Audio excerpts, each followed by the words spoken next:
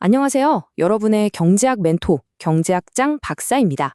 혹시 2008년에 전 세계를 그냥 통째로 흔들어 버렸던 글로벌 금융위기 다들 기억하시나요? 바로 그 거대한 위기의 한가운데에 오늘 우리가 파헤쳐볼 금융 안정과 시스템 리스크라는 개념이 숨어 있습니다. 자, 지금부터 화폐 금융론의 가장 핵심적인 심장부로 저와 함께 떠나보시죠. 이 금융 안정이라는 개념이요. 그냥 시험 잘 보려고 배우는 딱딱한 지식이 절대 아닙니다. 매일같이 쏟아지는 경제 뉴스의 그 숨은 맥락을 읽어내고 또 때로는 전 세계를 공포에 떨게 만드는 위기의 본질을 꿰뚫어 볼 수 있게 해주는 뭐랄까 현대의 경제를 여는 마스터키 같은 거라고 할 수 있죠. 오늘 우리는요, 금융 안정이 도대체 뭘까 하는 아주 간단해 보이는 질문에서부터 시작할 거예요.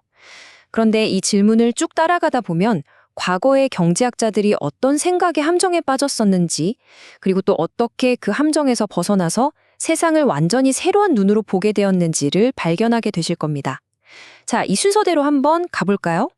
사실 여러분, 우리가 물가 안정이라고 하면 그 뜻이 비교적 명확하잖아요. 물가가 막 급등락하지 않고 안정적인 상태. 그런데 금융 안정은 그것보다 훨씬 더 복잡하고 여러 얼굴을 가진 개념이에요. 특히 1980년대 이후로 전 세계적으로 금융위기가 너무 자주 터지다 보니까 이 금융 안정이라는 게 경제학에서 정말 가장 중요한 주제가 된 거죠. 좋습니다. 그럼 이렇게나 중요한 금융 안정. 과연 교과서에서는 이 단어를 어떻게 설명하고 있을까요?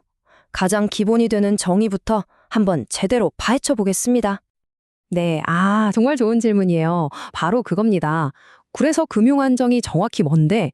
우리 모두가 궁금해하는 바로 이 질문에 대해서 경제학자들이 가장 먼저 내놓는 표준적인 답변, 그걸 함께 살펴보겠습니다. 1997년에 앤드류 크로켓이라는 학자가 제시한 정의인데요. 굉장히 간단하고 명료하죠? 금융 안정이란 금융 시스템을 이루는 두 가지 핵심 요소, 그러니까 금융기관하고 금융시장이 안정적인 상태를 말한다, 이겁니다. 이 정의를 조금만 더 자세히 뜯어보면요, 두 개의 큰 기둥으로 이루어져 있어요. 첫째, 기관의 안정이라는 건 은행 같은 금융기관들이 정부 도움 없이도 자기들이 갚아야 할 돈을 문제없이 다 갚을 수 있다는 믿음이 있는 상태를 말하는 거고요. 둘째, 시장의 안정은 주가나 환율 같은 가격이 경제의 진짜 실력, 즉 펀더멘털을 잘 보여주고 막 미친 듯이 널뛰게 하지 않고 안정적으로 거래되는 상태를 뜻하는 거죠. 자, 여기까지 들으면 그렇구나 하고 되게 명쾌하게 느껴지죠?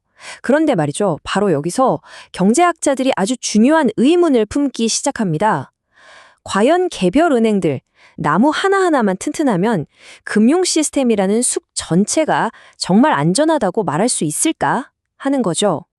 바로 이 지점입니다. 정말 날카로운 질문이에요. 언뜻 들으면 너무나 당연한 말 같죠? 하지만 한번 잘 생각해 보세요. 숲에 있는 나무 한 그루 한 그루가 다 건강하다고 해서 그 숲이 산불이라는 위험으로부터 과연 안전하다고 말할 수 있을까요?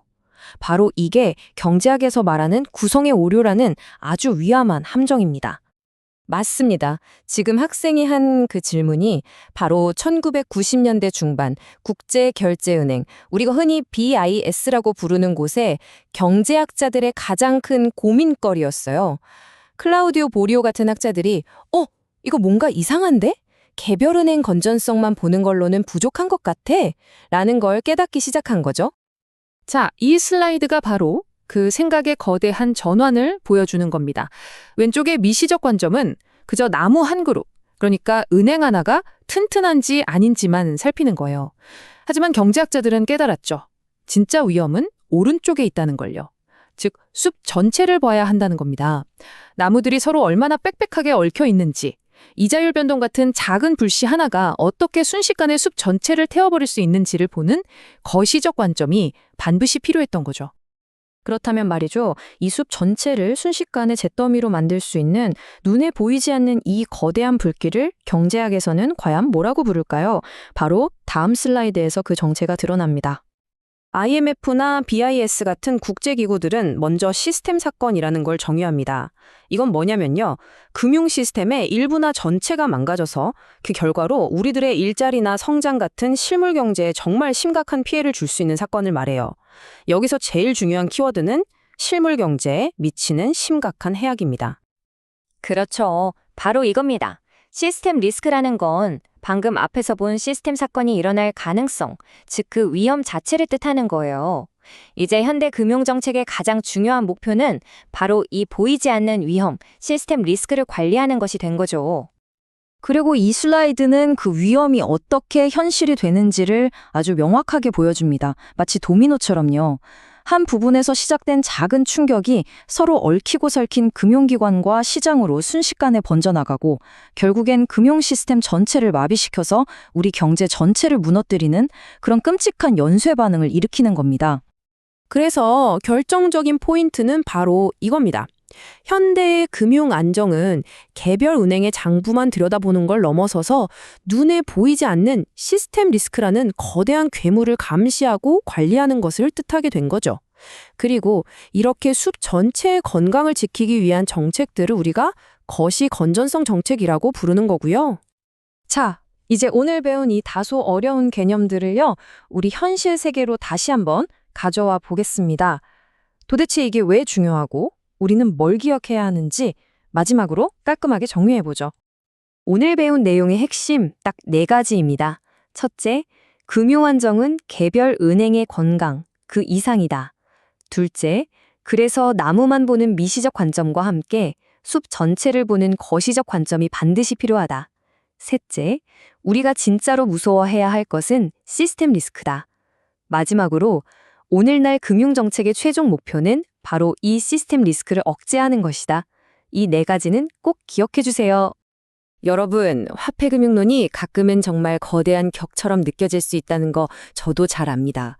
하지만요, 오늘 우리가 함께 넘었던 이 작은 언덕처럼 개념 하나하나를 이해해 나갈 때마다 여러분은 세상을 더 깊고 넓게 보는 특별한 눈을 갖게 될 겁니다. 경제 뉴스의 그 뒷이야기를 읽어내고 세상을 움직이는 거대한 힘의 흐름을 느끼게 되실 거예요.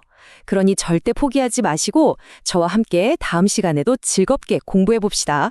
오늘 정말 수고 많으셨습니다.